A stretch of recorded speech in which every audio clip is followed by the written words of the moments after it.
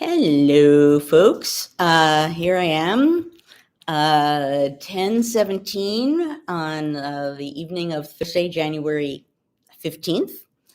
A few thoughts for those who can't sleep. I told you I was going to keep trying to do this, and here I am trying to do it, continuing to try and do it.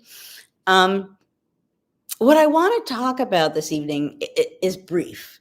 I don't have a lot to say tonight. I'm really, I feel like I'm going to come on here a lot of nights and say, "Wow, am I tired?" I'm really tired.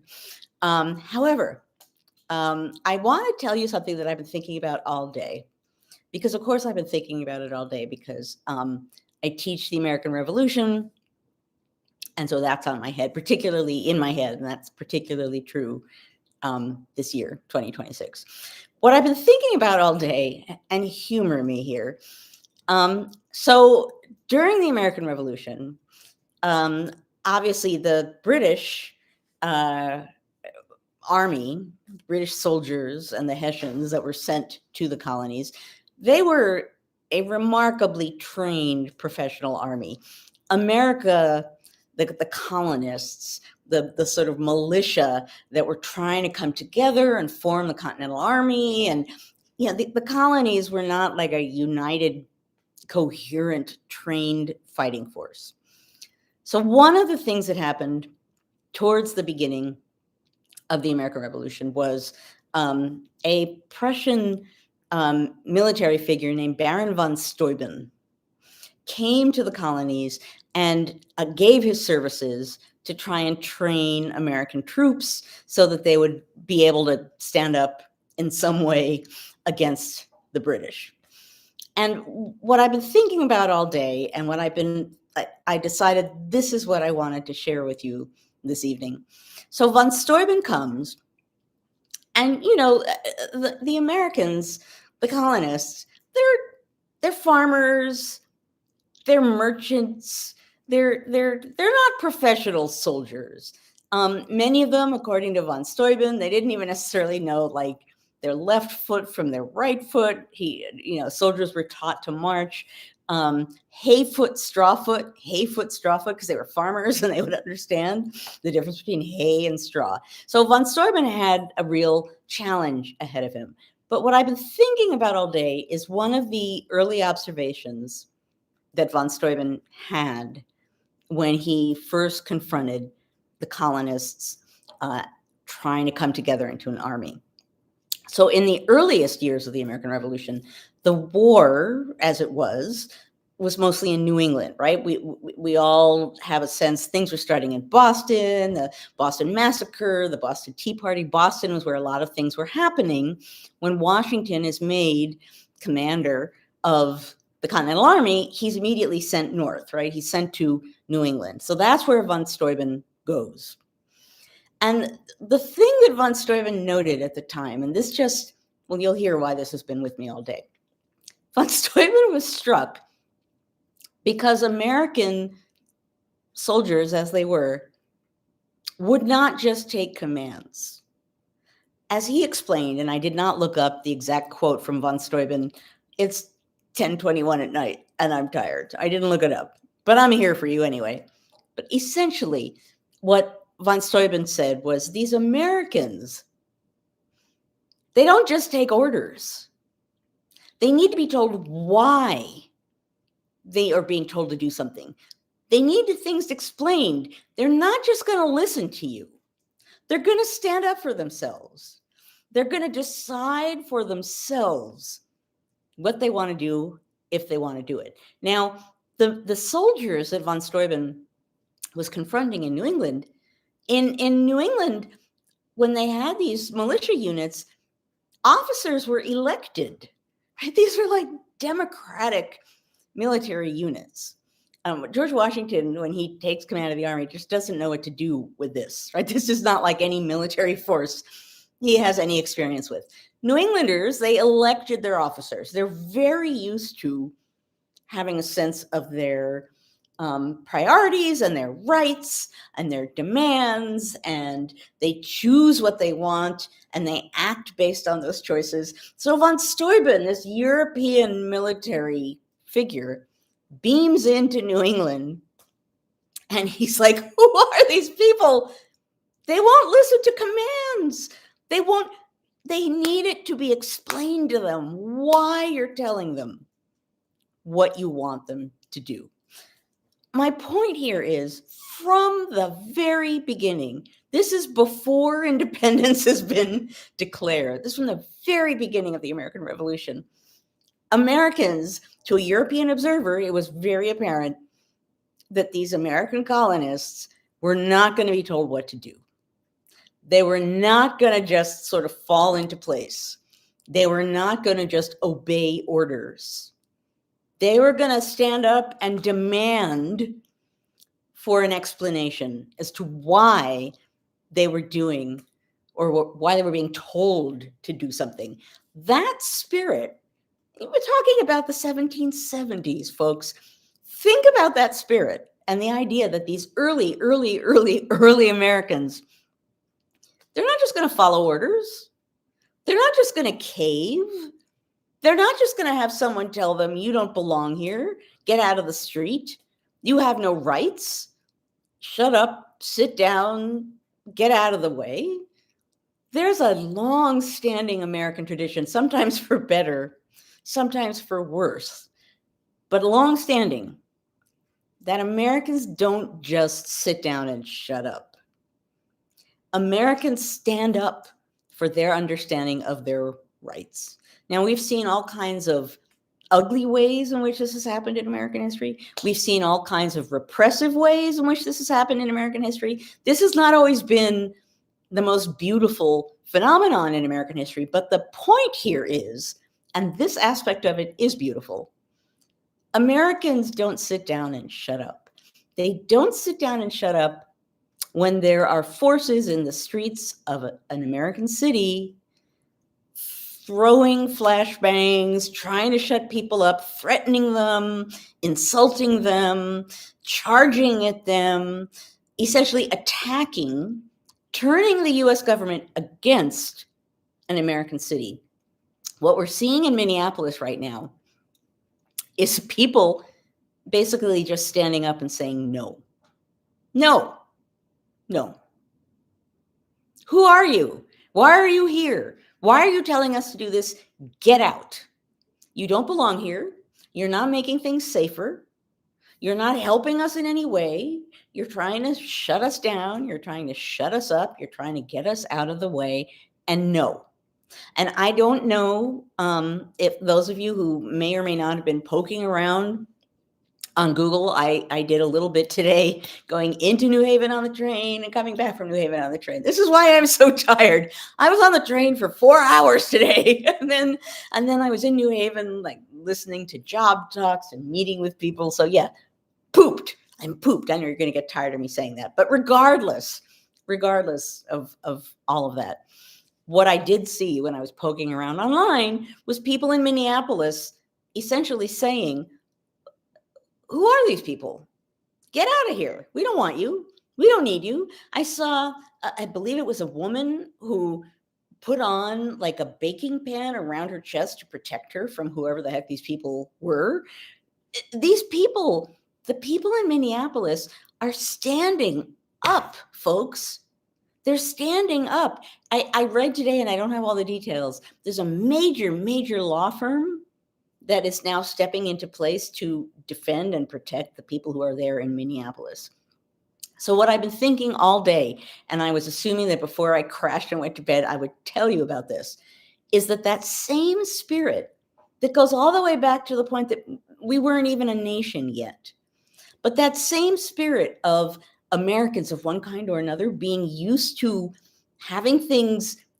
feel a sense of rights, and that things need to be explained to them, and that there are colonial charters and constitutions and things in writing that explain and express rights. That tradition goes all the way across time.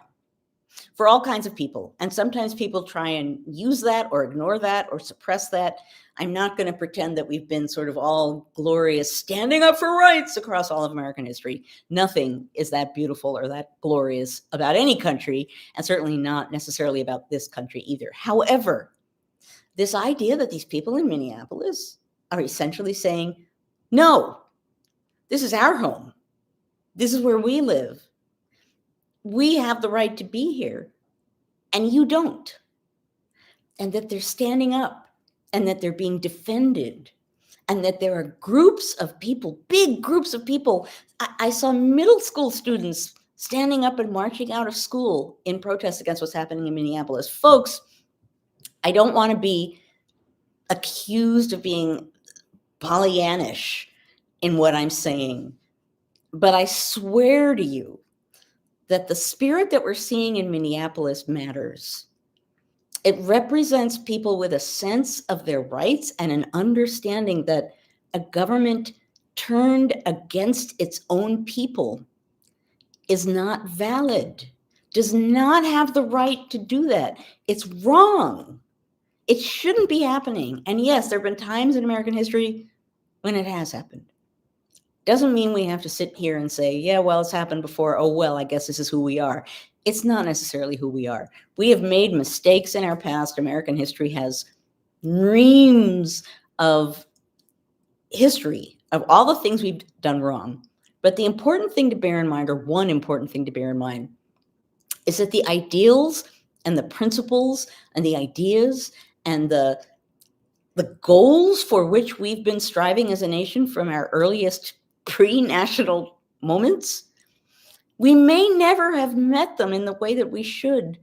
But the fact that they're there, the fact that they've been expressed, the fact that we understand the possibility of these higher goals, that matters. And we're watching that realization, and we're seeing that reality play out in Minneapolis.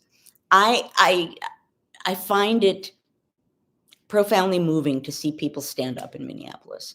And I understand too, and I will say it here, but it may not just be in Minneapolis. Who knows what's coming next? I don't. No one does. And anyone who pretends to know what's coming next, they're pretending. However, regardless, Americans have an understanding that they have rights. We may have been neglecting a full understanding of what democracy is. We may have been not defending democracy or grasping the meaning of democracy in its entirety before this point, before it's been really threatened.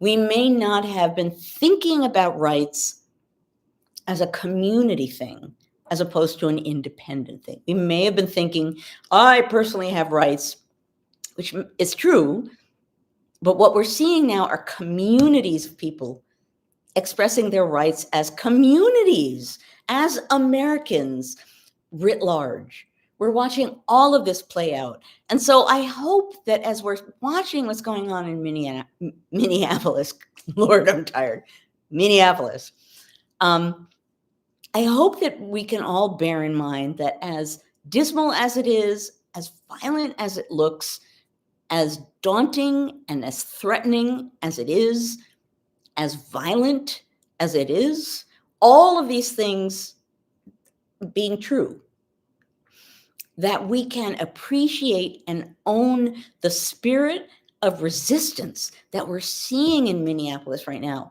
that we can applaud and recognize it for what it is, that we can understand and grasp the fact that that is born of community. That is born not of one person saying, hey, get out of here. That's a community spirit. That's a community of people saying, you don't belong here, and we the people, all of us, know that you don't belong here. Lord, does that matter right now? I'm going to be preaching about we the people. You're going to get so tired of me talking about we the people, but I talk about it and I preach about it because fundamentally it's who we are. And we may forget that fact. Our we at various points in American history has been pretty minimal. pretty shuttered. We've made a lot of mistakes in American history. There's no denying that. But at this moment, with democracy being attacked by the United States government, explicitly threatened and attacked by the United States government, this is a moment where we can prove ourselves. This is a moment where we can stand up and say, okay, haven't had to think about this before in my lifetime, taken a lot for granted. But now that we're here, and now that I can see what's being threatened, and now that I can see the risk, and now that I can see other people standing up to defend democracy and the rights of Americans writ large, I will line up with that. I will stand up for that. That matters, folks. It really matters. It matters to me. So here, a few thoughts for those who can't sleep. Once again, I am with you. Those who can't sleep. Maybe I will sleep tonight. I always have hope that if I'm here and I'm talking to you, that it'll help me get a little sleep, or it will help you get a little sleep. But regardless, what we're seeing matters, and equally important, our seeing it and our awareness of it and our understanding of the meaning of it and our growing in our sensibility of the fact that we are a big community of people who understand the fundamental, profound wrongness of what's going on right now. That matters, folks. It matters. And wherever you are, in a city, not in a city, with a lot of people, not with a lot of people, I encourage you, think about community, whatever that means to you. Maybe that means you and your neighbors. Maybe that means you and a small group of friends.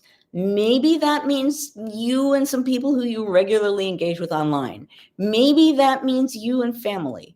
Maybe that's something you're going to think about creating now, right? Right now, I'm in New York City. And I have a group of friends here, but I'm in a big apartment building.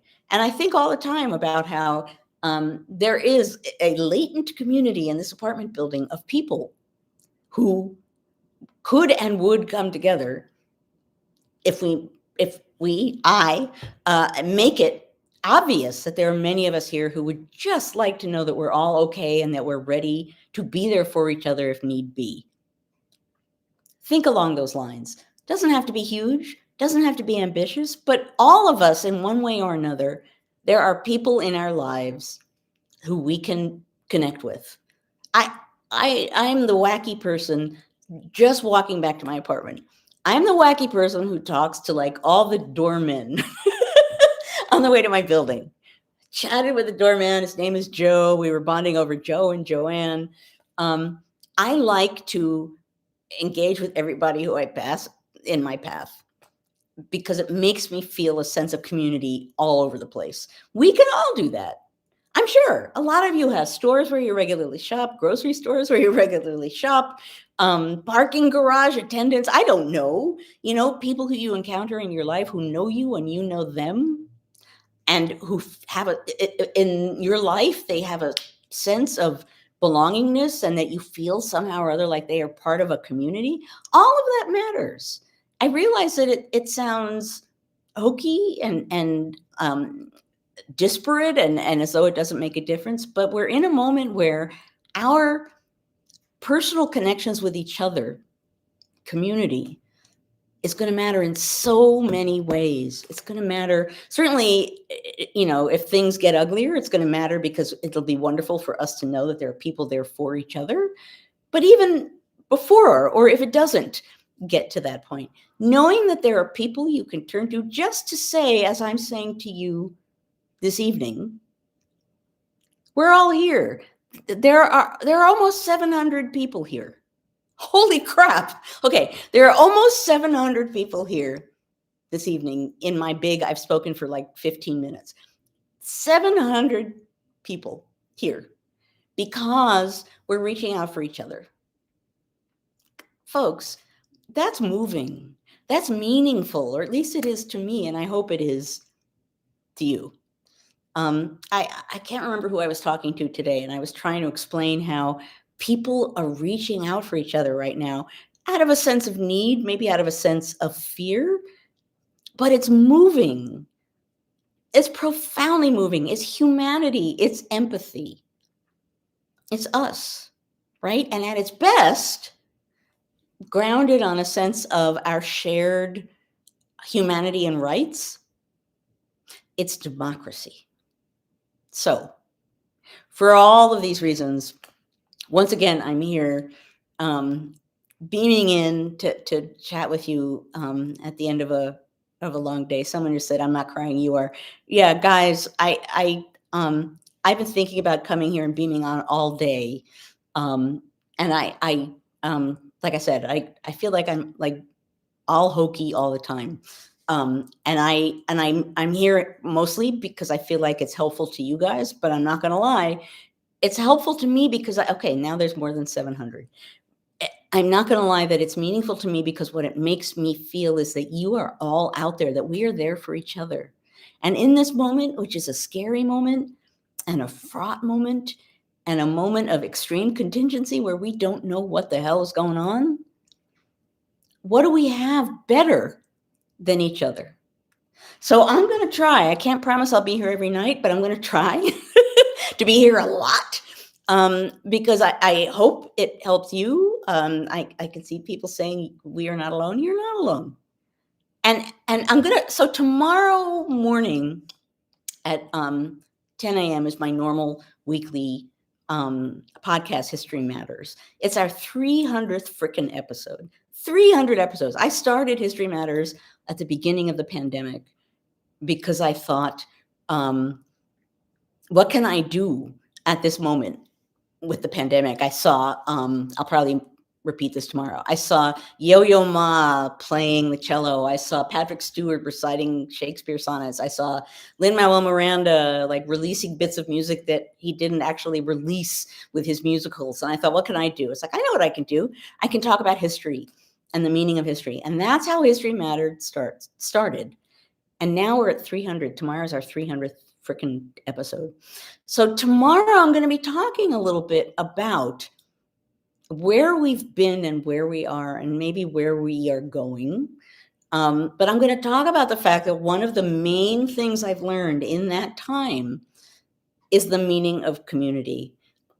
Hundreds of people come every freaking week to History Matters. And at this point, we know each other. I know many of them by name. And I've never seen them. I don't even necessarily know where they live.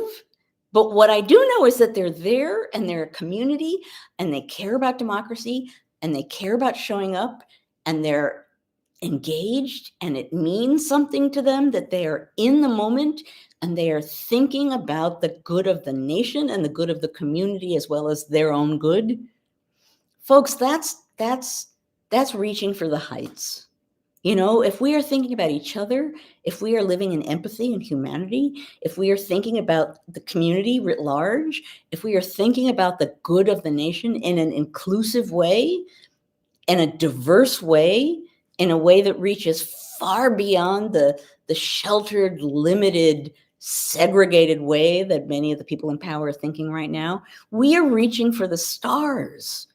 And we deserve to do that. And we should keep reaching for that. And we should encourage each other to continue to do that. We should continue to be here for each other, to encourage each other to keep working and keep pushing and keep striving for something better. We can get there. We are the majority.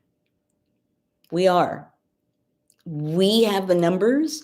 We have the spirit. We have the empathy and the humanity. We have each other. And that matters in more ways than I can offer you in the, wow, it's 24 minutes, in the minutes that I have here with you tonight. So at any rate, I hope I will see some of you tomorrow morning at 10 a.m.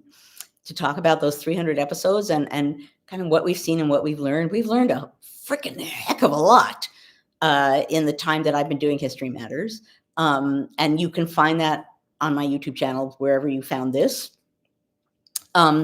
Saturday night at 7:30, We're going to have History Matters, and so do cocktails, because we're going to freaking celebrate the fact that this has been happening, that this community has come together for 300 episodes. So if you want to relax and have a nice sort of festive atmosphere, you can bring your own cocktail. I'm sure I'll have a martini in hand. I encourage you to come to that as well. But regardless of whether you do or don't come, I'm going to keep beaming in the evening before you and I go to bed, because here we are. I know I'm so hokey. I'm sorry. 736 people are here, peeps. That's such a big us. That's so profound that we are here for each other like this. That's meaningful. It really is, or at least to me it is. I hope it is to you too. And we will be here for each other, and we will stand up for what we believe in with each other. And we will find our way through this time, and we will stand up for the bigger, better principles that we know we can strive for, that people are trying to trounce on now, but that we can see what they're doing, and we're not going to sit down and let them do it. Okay. So I can see someone saying, love you all. I love you all too. I love you for being here. I hope that you will sleep a little bit better with me beaming in. I hope that you will rest. Hug attacks. I'm a big hugger. I hope find someone in your life at some point in the next couple of days to hug. I think hugs help a lot. Regardless, I will see some of you tomorrow morning at 10 a.m. I will see maybe some of you Saturday night at 7:30. And I don't know when I'll be back here in an evening, but I will be back here soon in an evening, offering my several thoughts for those who can't sleep. Obviously this must be a series, because I think so many of us are struggling. I lie in bed and think about all the things I need to think about. And at any rate, okay, I do want to thank you folks for being here.